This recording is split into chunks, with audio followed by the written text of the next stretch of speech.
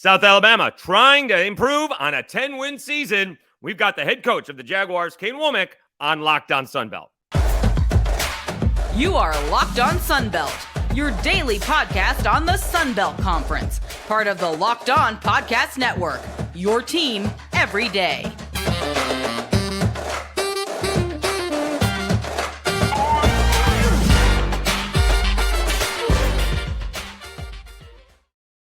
Dave Schultz back on Locked On Sunbelt, your team every day. Today's episode brought to you by LinkedIn. These days, every new potential hire can feel like a high-stakes wager for your small business. That's why LinkedIn Jobs helps find the right people for your team faster and for free. Post your job for free at linkedin.com/LockedOnCollege. Terms and conditions apply. Okay, so we have the head coach of the South Alabama Jaguars, Kane Wommack, on, coming off a 10-win season, bowl loss against Western Kentucky, but they are returning many players. There's very few position battles into camp. We get to that at the end. We talk about him. He was a defensive coordinator, came back, and they've built a program very quickly. Last year, or for this class, as it turns out, for the 2023 class, they had a total of 15 recruits. Already for the 2024 class, they have 14 verbal commits. What is attributed to that? How does that happen? Is it the last season? Is it the facilities? He tells us about that as well. I talk about offensive consistently explosive. They need to take it up a level. They won a bunch of close games last year. They need to not do that again this year if they're going to have that kind of season. And we do talk about the position battles. Not very many, but there are a few. No further ado, let's hear it. He is the head coach of the South Alabama Jaguars. He is Kane Wommack. Welcome back to another edition of Locked On Sunbelt, your team every day. We're here with the head coach of the South Alabama Jaguars, Kane Wommack. Heading into his third season, you were familiar with the program before. You were the defensive coordinator before moving on. You came back. What's it been like building South Alabama? Went to a bowl game and won 10 ball games, I believe, for the first time in Division I football. Yeah, I mean it's really rewarding, right? To be able to do what we've done over the last few years, and also just see this program build. You know, I came here in 2016 as the defensive coordinator under the first head coach Joey Jones, and fell in love with the city of Mobile, fell in love with South Alabama and all that they could accomplish. And so I knew, you know, when the opportunity came to be the head coach, it was a no-brainer. I mean, I wanted to be here, right? That, which is, I think, a huge piece of the puzzle, right? Is just you see a vision and you want to accomplish that vision, and we're still not there yet, but I think we're taking great strides in becoming a program that's relevant in the college football landscape, and have an opportunity to be competitive in a really great league year in and year out. So you were kind of there at the before portion of the show, and now you're there at the after, where you do have an indoor facility and a new on-campus stadium. How has that helped you, grow the program?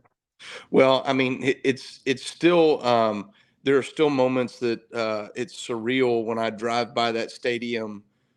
Just knowing that before that was an intramural field, right in front of our football field house. And it was just a dirt hill where our indoor facility is, which is the biggest in the state of Alabama. I mean, it's incredible what has been invested into our football program, but that goes way beyond, just facilities, right? It's the investment this community has made into supporting our program and showing up on game day.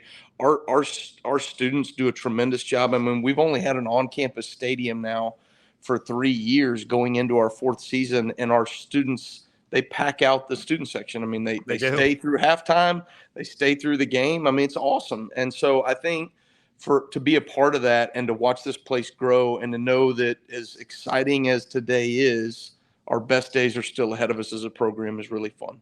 Yeah, so everyone thinks the indoor facility is for, when it's raining outside to get in, and so you stay, dry and not slipping and sliding. But in Mobile, it's also to get out of the heat a little bit. Obviously, it's been very warm summer. You can take advantage of getting used to the humidity outside. But, if you can keep it down, 10 degrees cooler can make the practice more effective when guys are not dragging as much as they would be just out in the sun. Yeah, I think the heat is a factor that you have to deal with, right, in getting your team prepared for college football. But I don't think it has to be the factor. And in the South, if you go out and you don't have an indoor, it is the factor that you have to deal with every single day, right? That's right. And so for us, being able to say, look, there's times where we got two really beautiful practice fields outside. It's adjacent to our indoor facility, so if there was rain or something like that, we could jump right down into the indoor. But to not always have to operate under the heat allows us to focus on maybe some of the other things, whether it be, hey, let's just work on our fundamentals and not have to overcome the heat. If the heat is the number one thing that you have to overcome, right, the elements every single day, I do think it takes away from what you're capable of, in terms of the training fundamentally in particular. And so it's a game changer for us. Talking to Kane Wommack, the head coach of the South Alabama Jaguars, Locked On Sunbelt, your team every day. All right, you, in this day of the age of the transfer portal, you have a unique situation. You basically have, 18 to 22 starters back. Two of the guys we can add that had played before, big-time contributors. What's it like, this team, and compared to even last season when you're breaking in a new quarterback? I mean, you guys have a lot of veterans. There's not a whole lot of open positions heading into camp. Well, we do have a lot coming back, and certainly the experience is fun to coach, right? Because you get to start honing in on those finer details that ultimately I think can win football games, right, for you. And so that's a really neat deal. The other piece of that is these experienced players are staying with their coordinators, right? We've got Major Applewhite, Corey Batoon, both going into year 3 of the program as well. A lot of continuity on our staff. And I think when you have those things, right, our players can continue to grow and develop. But for us as a coaching staff, we talked about this yesterday in our staff meeting. It's really rewarding, right, for us to be able to see these young men grow and develop. And then, they're all living out their dreams right now of being college football players. And hopefully we're creating an environment where they can strive to become the best versions of themselves. And I think that's what we're seeing right now. There were reports out there that Major had opportunities to go elsewhere, and yet you were able to keep him. That's a big deal when, you're bringing a Carter Bradley back. We're not breaking in a new offensive coordinator. Yeah, I mean, it's Major is a tremendous football coach, and obviously we did some great things a year ago, and people are going to take notice of those things. And him, as well as a number of our coaches, right, had some really great opportunities, and we were fortunate to hold on to him. I can't point to any one thing other than collectively we've got a really great thing going in Mobile right now, and I think people want to be a part of it. Talking to Kane Wommack, Locked On Sunbelt, previewing the South Alabama Jaguars heading into fall camp. All right, so with 10 wins and a bowl game, although a loss, well, let's talk about that. How much has that eaten at you? Because the season was really good, right? Bowl game, 10 wins, record-setting season, and yet it kind of finished with a dud in the New Orleans Bowl. What did you learn about the program due to the result against Western Kentucky?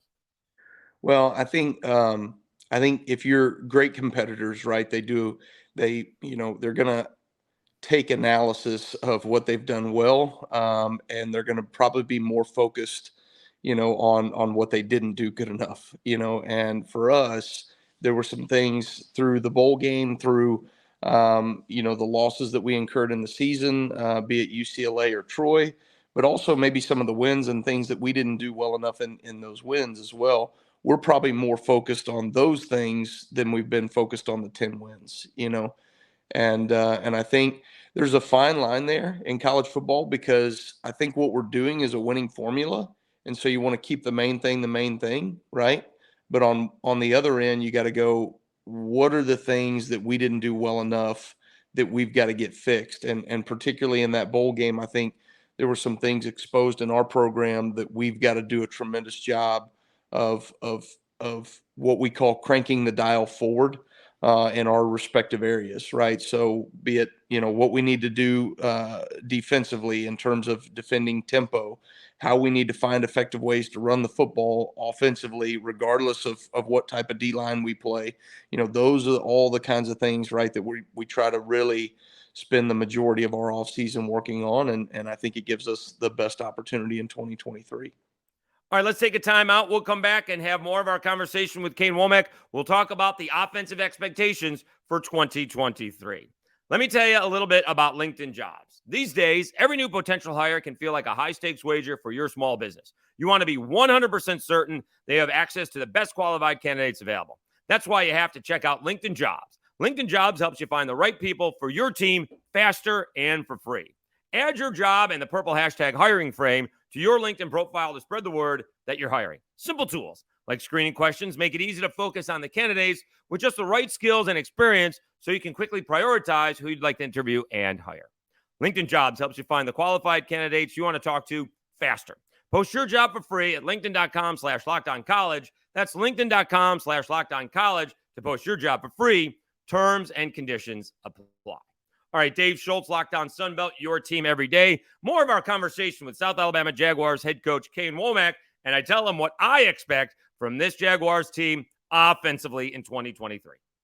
Yeah, so looking back, everyone remembers, could have beaten, maybe should have beaten UCLA, had chances against Troy, but at the same time, there were a lot of close wins, right? Having to come back against Georgia Southern, battling on the road against Southern Miss, come from behind victory, actually maybe even come from ahead victory against the Louisiana Raging Cajuns.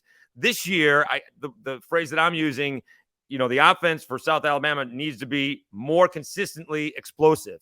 If South Alabama goes more than 3 possessions without scoring, there's penalties or turnovers or something's not right. You guys should be, driving the football on a more consistent basis. There should be, more points, I guess, per possession than there was last year because everybody's will be on the same page. I know you're replacing Jalen Wayne and you got to replace a center and maybe a guard due to that, but it really should be, as far as I'm concerned, more consistently explosive. At least that's what I'm looking for. I don't know what you're looking for. I'm going to let you go into the offensive staff meeting and you let them have it, man. Right. We have a lot of weapons offensively. You look at it, the mentality this fall camp should be, if the ball gets in your hands, you should be trying to score. And, I think for us, we've got a number of playmakers that can do that. If the ball's in their hands, they ought to be able to score. And so we're going to work like that. We're going to work with a staff that's going to find creative ways to get our best playmakers the ball. Major does a tremendous job with the rest of our offensive staff of just, formationally, personnels, motions, shifts, finding ways to get our best players in the best matchups. And I think that's why we've been able to create explosive plays. I agree with you. We've got to become a more consistent team, all right, across the board. And offensively is a piece of that. And I think if you operate with consistency, you're going to see more explosive plays. It's not that we're going to be throwing shots downfield every single play. But when we operate with that consistency, even in the run game, right, it's going to open more things up in some of those, play action, deeper shots. And frankly, we can put the ball out on the perimeter. We can throw a bubble screen, and we've got a number of guys that can make something really happen. That sounds like it's a specific play for Todd, the Jet Justice, who saved you with a fake punt against Georgia Southern. That's right. Yeah. Todd is not necessarily our bubble screen guy. I will tell you that. Right. But that's why it would be such a great trick play. No one would see it coming. Nobody would see it coming. I can tell you that, including him. Probably. That's right. You want me to do what? Yeah, that's right.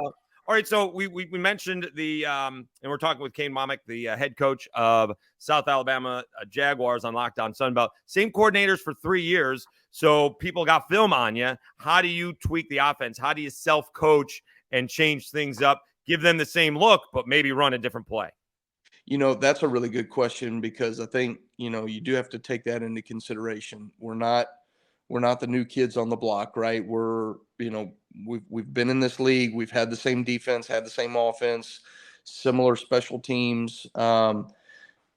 There's a fine line there, right? You want to keep the main thing, right? What we're doing, I think, is working, but at the same time, you got to have wrinkles, and from an offensive perspective, right? You got to have creative things that you're doing to keep the defense off kilter. And then for us defensively, we got to have answers, right? If somebody does X, we got to be able to do Y. And so those are the things that we really spend a lot of our time in the off season. I pose the question to our coaches: how do we lose this game? What is it that this team could do to us, right, in order for us to lose the game? And now let's go plan for that. Let's make sure that we have an answer for that. Okay. And it's a fine line, right? Because you want to keep the main thing, right? You got to stay focused on what helps win, and what's gotten us to this point. But you also got to make sure that you're going the extra mile to find those little details that give you a better chance in 2023, based off of some of the things that you put on film in 2022. Having said all that, how much fun was that Georgia Southern game? I'm watching that game, and I was like, they can't hand it off to LaDainian Webb again. They can't do it again. I mean, that was basically Carter Bradley yelling to the other team, we're handing it off, we're going this way, and you can't stop us. Whether they were exhausted or whatever the case was, demoralized because you guys had come back, it must be fulfilling. This is the kind of offense we want. We want to run it down their throats. Yeah. And they can't stop us. I mean, that was an incredible. He had a couple of games like that at the end where, you're running the ball and it was unstoppable. I don't know. I can't think offhand of a good football team that cannot run the football at certain points in the game, right? You got to be a team that can find ways to run the ball. And for us, having an offensive line that I think is probably the biggest improvement on our team over the last 3 years, along with our running back room, those two positions have greatly improved. And when you have somebody like LaDainian Webb, obviously you got to find ways to get him the ball.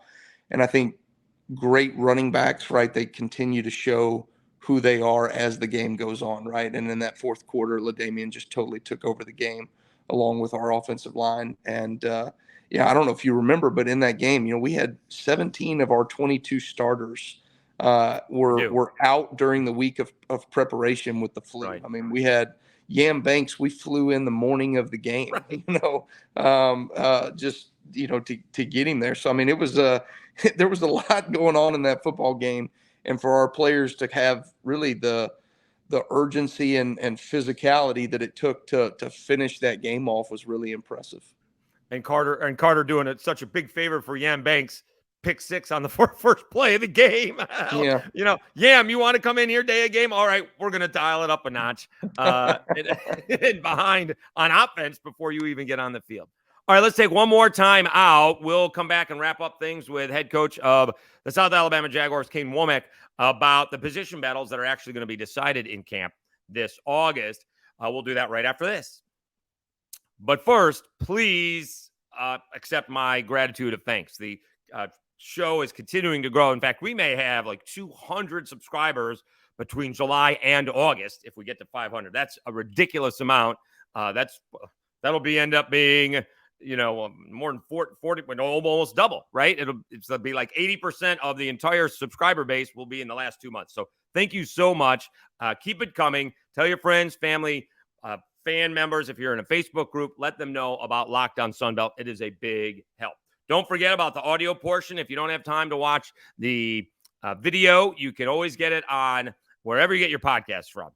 Apple Podcasts, Spotify, Amazon, iHeart, wherever you do it. Just Locked On Sunbelt, and you'll be able to find it, and we will be there. And now, being it's basically football season, it is your team every day. So we will have one at least 5 days a week. All right, let's wrap things up with the head coach of the South Alabama Jaguars, Kane Wommack, talking about the position battles that are going to be decided in camp. All right, a couple of more questions for Kane Wommack. Couple of position battles, right? We got another wide receiver. You got to replace, Jalen Wayne, and then you have to, and then Darrell Luter Jr. What are you looking at there? Yeah, I mean, obviously Jalen Wayne had a tremendous career for us and a great season last year. Fortunate to bring two wide receivers that both had over 65 catches in Colin Lacey and Devin Voisin. I think as I look at our wide receiver room right now, I think we're in a really good position. I think we've got a number of younger guys that we have, brought into this program over the last 2 years that are ready to now compete at a higher level. And then, along with you bring in a guy like Javon Ivory that had almost 50 catches last year for Memphis, was a 3-year starter at Memphis, had 100 catches during his career there. So a very experienced football player that you're bringing into the mix, 6'2" wide receiver. Excited about what he's going to bring to the table as well. But for us, I think collectively we're in a really good place of our players understanding what to do. And I think you'll see a number of guys that are going to be out there on the field, in large part, right, to the way Major's going to, personnel it and find creative ways to get different guys in the mix. All right. So I know you can't talk a couple more questions. I know you can't talk specifically about the recruits, but it does feel like we're seeing the benefits of a 10-win season. Last year, you only had 15 new coming into the 2023 class. You've already got 14 commits. What are you finding out is the difference on the recruiting trail this year compared to last season? Yeah, I think I think you are seeing a difference, and I think there's a number of reasons why that's happening.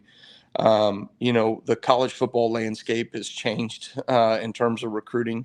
The transfer portal has changed high school recruiting. I think young men are making decisions earlier because they know that they don't want to be battling with a transfer portal player in December, right? So they're going to go ahead and make their commitment early on.